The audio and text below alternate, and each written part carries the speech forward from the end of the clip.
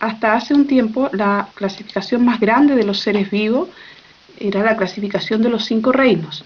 Esta clasificación es la típica que ustedes les enseñaron desde pequeño, que incluye el reino Monera, protista, fungi, plantas y animal. En la década de los 90 se describe a unos organismos que eran procariontes, que estaban dentro del reino Monera, pero que tenían diferencias con las bacterias. Y ahí se determinó que estos organismos no eran realmente bacterias y se hizo una clasificación superior a los 5 reinos, que es la clasificación de los 3 dominios.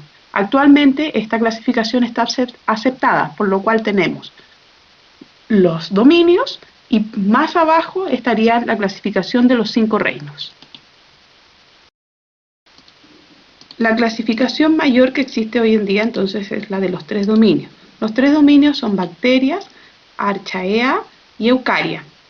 ¿Ah? Antes existían los 5 reinos como máximo, pero estas Archaea, que son organismos procariontes, pero que difieren un poco de las bacterias, se tuvieron que sacar de este grupo. ¿Ah? ¿Qué diferencias presentan? Por ejemplo, tienen distinta constitución química en su pared celular. Además de la diferencia en la constitución química de la pared, presentan diferencia en sus ribosomas. Por lo tanto, su metabolismo tampoco es tan idéntico al de las bacterias y se sacó de este grupo. Y por eso se genera este nuevo dominio. Estas Archaea viven como en condiciones extremas, podemos encontrarlas, por ejemplo, en las profundidades marinas, es decir, tienen cualidades distintas y viven en ambientes distintos a las bacterias. En el dominio Eukarya encontramos ahí a todos los organismos del planeta que tienen células eucariontes.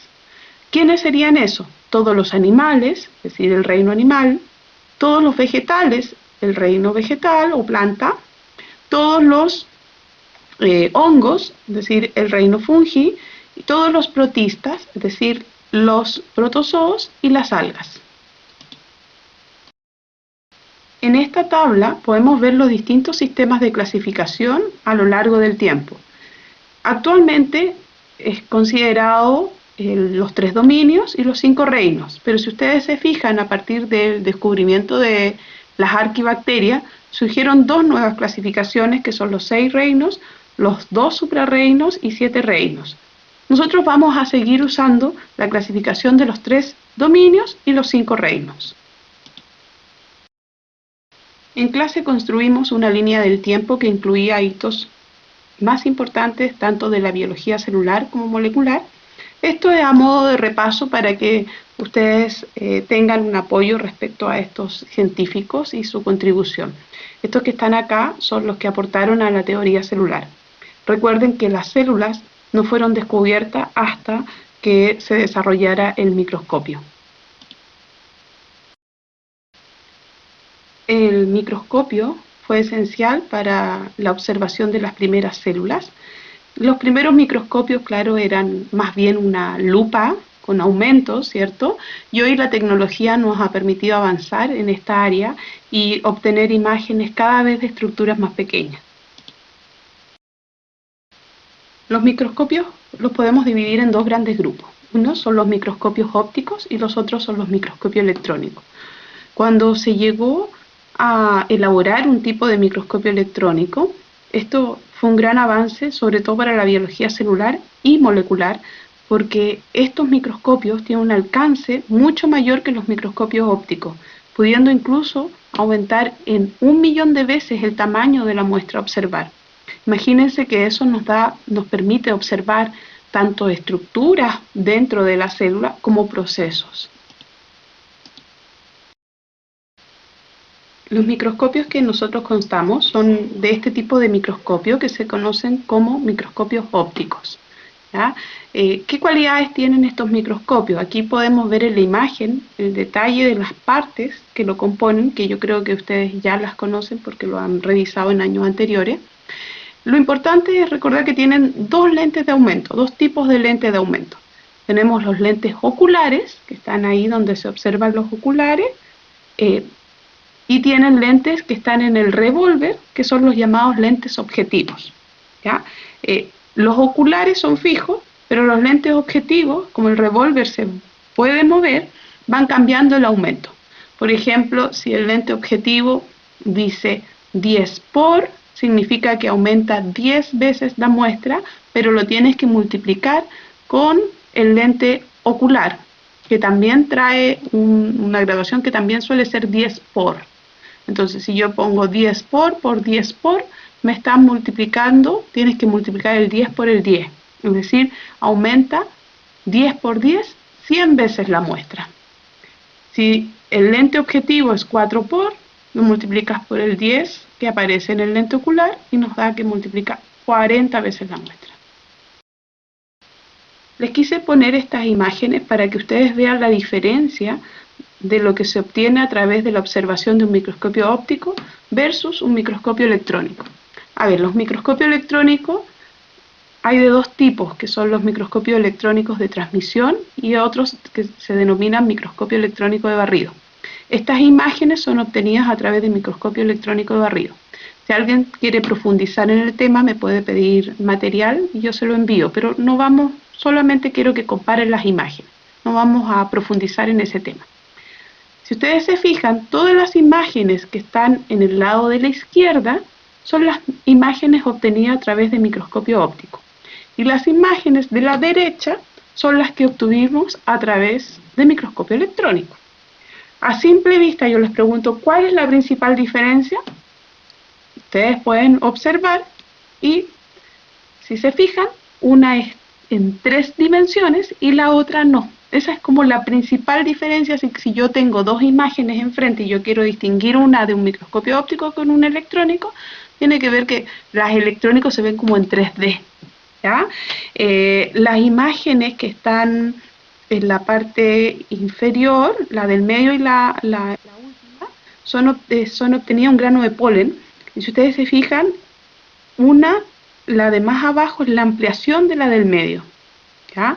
Y si ustedes se fijan, el detalle que tiene es enorme, es decir, el nivel de detalle que podemos obtener a través de un microscopio electrónico es enorme. En cambio, cuando tú llegas a un determinado aumento en el microscopio óptico, como que se va perdiendo la nitidez, no logras observar.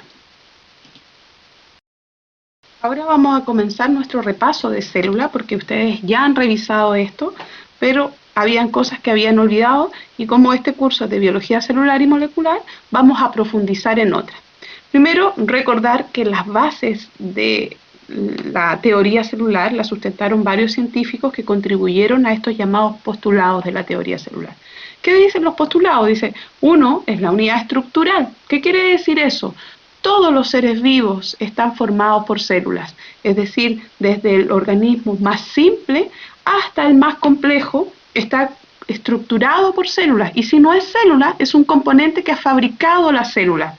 Es decir, pensemos, una bacteria, que es un organismo unicelular, todo su organismo lo constituye una célula. Nosotros, organismos pluricelulares formados por miles de células, miles de millones de células, estamos constituidos por ella, y si no es célula, es un producto de ella, como por ejemplo pensemos en el pelo. En el pelo hay muy pocas células, la mayoría es proteína. Quien fabrica esas proteínas son nuestras células. Las células también es la unidad funcional de los seres vivos. ¿Qué quiere decir eso? La célula tiene una serie de procesos que nosotros llamamos en conjunto el metabolismo celular, que permiten la existencia de la vida, ¿ya? Esos procesos sustentan la vida del organismo, ya sea uni o pluricelular. La célula es la unidad de reproducción, es decir, toda célula proviene de otra célula. Es decir, las células se dividen y originan a otras. De todas maneras existe, que es casi impensado, pero se ha logrado hacer células en el laboratorio. ¿Ya? Los invito a que investiguen ese tema, pero eso es gracias a los avances tecnológicos. Yo diría, hace una década atrás, diría, no, imposible, las células surgen solo de otras células. Pero la tecnología ha avanzado tanto que se han hecho células en el laboratorio, ¿ya? Con una finalidad biotecnológica médica. La célula es la unidad genética. ¿Qué quiere decir eso? Que contiene en su interior el material hereditario, y este material es el que se transmite a sus células hijas. Nosotros sabemos que hay dos formas de transmisión. Una es a través de la mitosis, donde las células entregan el material genético completo a sus células descendientes, y sabemos también que en la formación de gametos ocurre un proceso donde se transmite la mitad de la información genética a sus descendientes. Pensemos en nosotros, los seres humanos, somos el resultado de la unión de la información genética que porta tanto el gameto femenino como el masculino. Nosotros recibimos la mitad de la información genética de cada progenitor. Las células dan origen a células hijas que contienen esa información genética. Quiero que observen esta imagen. ¿Reconocen algún tipo de célula? ¿Pueden observar o identificar alguna de ellas? Si nosotros miramos, ¿cierto? Aquí hay distintos tipos celulares. Las células son muy variadas, es decir, tienen principios comunes de funcionamiento que están englobados en la teoría celular, pero las células no son todas iguales. Pensemos en distintos organismos. Ya sabemos que hay dos grandes categorías de células, que son las eucariontes y las procariontes, pero aún así existen aún más diferencias. Si yo comparo las células de un ser vivo con otro, también voy a encontrar diferencias. Pero hasta dentro de mi mismo organismo yo encuentro diferencias. Es decir, un humano tiene más de 200 tipos celulares. Nuestras células no son todas iguales, no cumplen la misma función. Podemos ver aquí distintos tipos de células musculares, vemos células neuronas, eritrocitos, células vegetales, es decir, las células no tienen la misma característica ni tampoco cumplen las mismas funciones. Ya en clases analizamos un poco qué determinaba finalmente que se expresara el ADN y que las células adquieran ciertas características. ¿Ya? Hay que recordar entonces que las células no son todas iguales, que las células cumplen funciones específicas, pero que sí tienen cosas comunes que tienen que ver con el metabolismo y su funcionamiento. Agregué estas imágenes para que ustedes vean las distintas técnicas que se han desarrollado en microscopía. Las células en general son incoloras, por lo tanto lo que nosotros observamos son productos de tinciones, se agregan fijadores, se hacen cortes, es decir, para poder lograr lo que ustedes están viendo ahora, es un trabajo en varias etapas. En la parte superior vemos un fibroblasto. Este fibroblasto está dividiéndose, vemos la célula, una célula que se está dividiendo, y en color, podríamos decir, morado, ¿cierto? Está el material genético, el ADN. La actina está en gris, ¿ya? Que es una proteína contráctil. Y vemos también la miosina, que es otra proteína contráctil, que está en verde, ¿ya? Y finalmente esas células se van a separar y van a formar dos células. Es decir, la imagen es bastante impresionante. En la parte inferior vemos una célula neuronal, ¿ya? Pero es una célula madre neuronal. ¿Qué significa? En el organismo nosotros tenemos en distintos lugares distintos tipos de células madre. Estas células madre tienen la capacidad de regenerar tejido neuronal. Hace un tiempo se decía, no, las células neuronales no se dividen. Sí se forman nuevas células, sí hay división a partir de estas células madre, pero lo que ocurre es que la tasa de división es mucho más lento de lo que nosotros perdemos células, ¿ya? Imagínense que ahí está tratado con un gel y se observa esta célula con gran detalle. Aquí se observan otras técnicas, bastante bonitas imágenes de células. En el lado izquierdo vemos un organismo unicelular y dentro se ven las estructuras que fagocitó, que están en el interior como su alimento en el fondo. Y en el lado derecho es una célula que está en división, ¿ya? En división de su citoplasma, que ya ha repartido el material genético, que está en color amarillo. Y nuevamente vemos proteínas contráctiles, la miosina y la actina. En la siguiente imagen es otra de otras técnicas y otros tipos celulares para que lo revisen.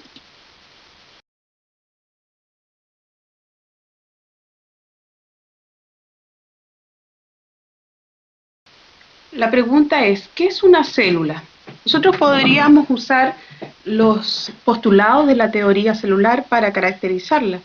Pero más allá, ¿qué es una célula? Podríamos decir que es una estructura diminuta, por lo general, porque no todas son microscópicas.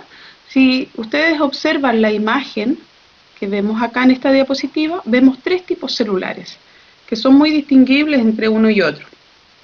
Por un lado, una célula procarionte, que es bastante más sencilla, la célula eucarionte animal y una eucarionte vegetal. Si nosotros pensamos en estos tres tipos celulares que son muy distintos, ¿qué tienen en común? ¿Cómo podría yo caracterizarlo a los tres? Pensemos. Podríamos decir las células son estructuras muy pequeñas, en su mayoría, están delimitadas por una membrana plasmática. Todas las células, sin excepción, tienen una membrana plasmática. La membrana no se la imaginen como una muralla, al contrario, la membrana es una estructura que permite la comunicación con el medio, es decir, es una estructura donde ingresan y salen sustancias constantemente. ¿Ya? La membrana también delimita el medio interno de la célula, este espacio que está al interior de la célula, que se llama citoplasma. Todas las células tienen membrana, todas las células en su interior tienen material genético. El material genético siempre es ADN. Todas las células tienen material genético en forma de ADN. Y todas las células en su interior, en el citoplasma, tienen un medio acuoso que contiene iones, moléculas, desechos, que permite el desarrollo del metabolismo. Y ese medio acuoso interno se llama citosol. Entonces tenemos que todas las células tienen membrana, material genético y citosol, independiente del tipo celular que sea. Vamos caracterizando. Entonces nosotros dijimos que todos los seres vivos estaban constituidos de ella, es decir, desde los más simples hasta los más complejos, que el organismo funciona gracias al funcionamiento celular. Procesos que ocurren dentro de la célula nosotros lo llamamos metabolismo. Esas reacciones metabólicas permiten la existencia de la vida, ¿ah? Y todas las células provienen de otras células. La gran distinción que podemos hacer entre tipos celulares es en células eucarionte y células procarionte, ¿ya? Porque son las células que tienen mayor cantidad de diferencia. ¿Cuál es la principal diferencia entre una célula eucarionte y procarionte?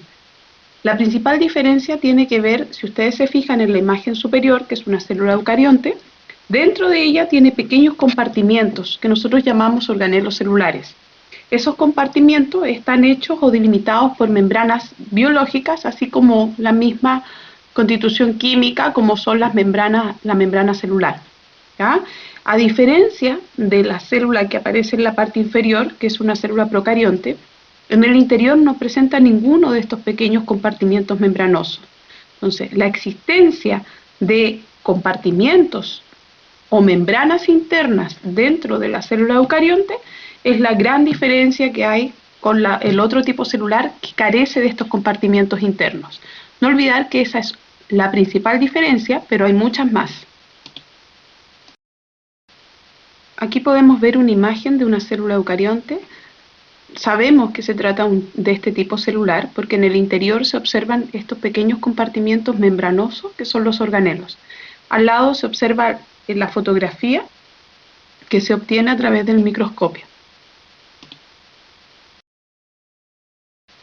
Este es el esquema típico de una célula procarionte, que si nosotros lo comparamos con la imagen que vimos anteriormente, es mucho más sencilla, con menos estructuras en su interior. Sí sabemos que cualquier célula tiene una membrana que permite el intercambio de sustancias con el medio, presenta un medio acuoso que es el citosol y el material genético en forma de ADN.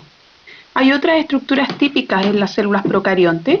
Por lo general, casi todas, muy pocas las bacterias que no tienen una pared, que es una cubierta externa por fuera de la membrana, y hay algunas que incluso fuera de la pared tienen otra estructura más externa, que es la cápsula o cápside. Es decir, vamos a encontrar algunas que presentan desde el interior hacia afuera membrana, pared y cápside. La pared se considera que todas las tienen, que son muy pocas las excepciones de las bacterias que no la poseen. En su interior, si tiene ADN, tenemos que recordar que el ADN sirve para producir proteínas, es el código para hacer proteínas, y las proteínas participan de todos los procesos metabólicos. Por lo tanto, si requiere fabricar proteínas, va a tener ribosomas. Los ribosomas procariontes son un poco más pequeños que los ribosomas eucariontes. El material genético también presenta algunas diferencias. Estructuras que sirven para la movilidad, el flagelo. El flagelo es una estructura que sirve para la movilidad. Hay otras prolongaciones como los pili, que si ustedes se fijan en la fotografía son de menor tamaño. Algunos sirven para intercambiar información genética entre las bacterias. Recuerden que en los procariontes están las bacterias y las arquibacterias. Vamos a ir comparando características entre células eucarionte y procarionte, algunas semejanzas y también algunas diferencias. Pensemos en la semejanza respecto al material genético. Ambas poseen material genético, ambas tienen ADN en su interior y ese ADN está formado químicamente de la misma forma, que es a través de los nucleótidos. Pero también tiene diferencias ese material genético.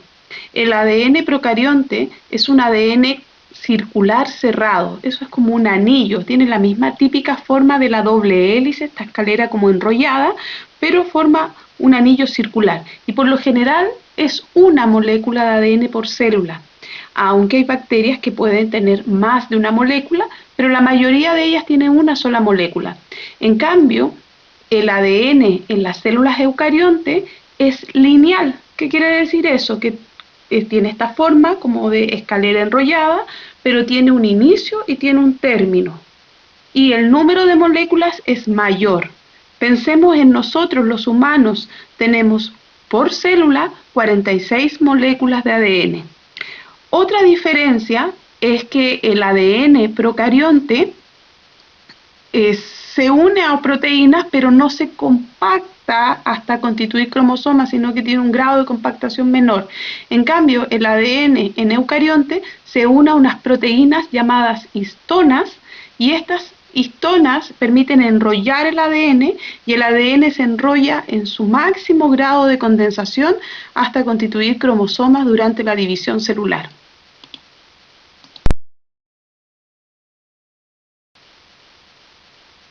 Otra comparación que podemos hacer entre células eucarionte y procarionte es su composición química. Ambas células están formadas por los mismos componentes químicos, es decir, recordemos que las principales biomoléculas son los carbohidratos, los ácidos nucleicos, las proteínas y los lípidos, además de algunos componentes inorgánicos que analizamos en la primera clase. Ambas también tienen otra semejanza, que poseen ribosomas. Una diferencia en los ribosomas es que las células procariontes, sus ribosomas son un poco más pequeños que en las células eucariontes, que los ribosomas son de mayor tamaño. No hay que olvidar el rol de los ribosomas porque es tan importante.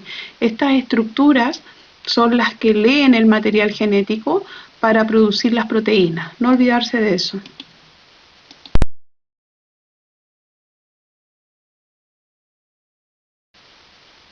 Otro aspecto a comparar es el metabolismo.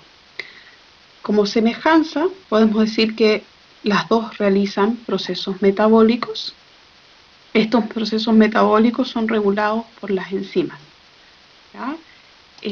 Una diferencia que podemos mencionar entre ambos tipos celulares es que los procesos en procarionte se realizan en el citoplasma y en cambio en eucarionte los procesos metabólicos, la mayoría de ellos, se realiza al interior de estas estructuras membranosas que son los organelos, es decir, dentro de los compartimientos, aunque también hay procesos que ocurren en el citoplasma. Otra diferencia respecto al metabolismo es que las células procariontes pueden tener dos tipos de metabolismo, de acuerdo al uso de oxígeno. Es decir, hay células procariontes que vamos a llamar anaeróbicas, es decir, que no requieren oxígeno para hacer procesos metabólicos, Y hay otro grupo que son aeróbicas, que sí requieren oxígeno. En cambio, las eucariontes son aeróbicas, es decir, necesitan siempre el oxígeno para sus procesos metabólicos.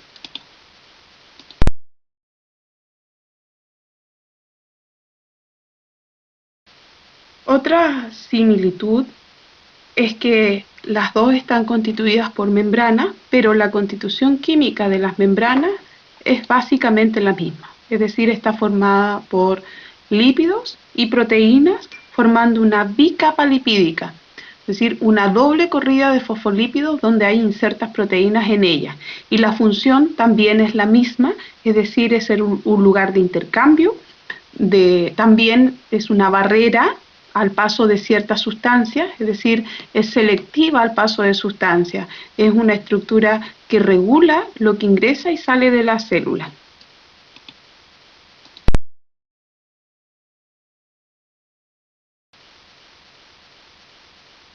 ¿Qué más podemos comparar entre ambos tipos celulares? La pared celular. La pared celular está ubicada siempre por fuera de la membrana, y esta estructura no interviene en el transporte, que es un error que generalmente se comete, que es pensar que es como una pared o participa en la regulación de lo que ingresa o sale de la célula, pero no es así. La pared no interviene en el transporte, está por fuera de la membrana, la función es la misma, le da protección y forma a la célula, permite y mantiene el equilibrio de agua que hay en el interior de la célula, evitando, por ejemplo, que una célula estalle por acumulación de agua. Pero también podemos mencionar diferencias con respecto a la pared. En una célula procarionte, la pared está en casi todas las células procariontes. Es muy raro encontrar una bacteria sin pared. En cambio, en las células eucariontes, la pared solamente está presente en las células de los hongos y en las células vegetales.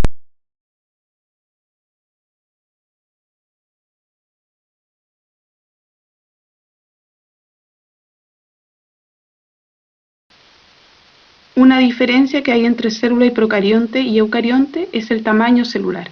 En esta imagen no se aprecia la diferencia, pero más o menos una célula procarionte es del tamaño de una mitocondria de una célula eucarionte, es decir, es el tamaño de un organelo de una célula, para que vean la diferencia entre una y otra. Incluso hay células procariontes, hay bacterias que parasitan nuestras células, que son intracelulares, que pueden ingresar dentro de la célula. Entonces, resumiendo, hay que recordar que la célula eucarionte es mucho más grande que la célula procarionte. Aquí podemos ver un listado de las estructuras comunes que encontramos en una célula procarionte. Vamos a encontrar pared, membrana, citoplasma, ribosomas, ADN, flagelo, cápsula. Podemos agregar a estos los pili, podemos agregar proteínas con distintas funciones, como las enzimas, por ejemplo, biomoléculas. ¿Ya? Estos son los componentes de una célula procarionte.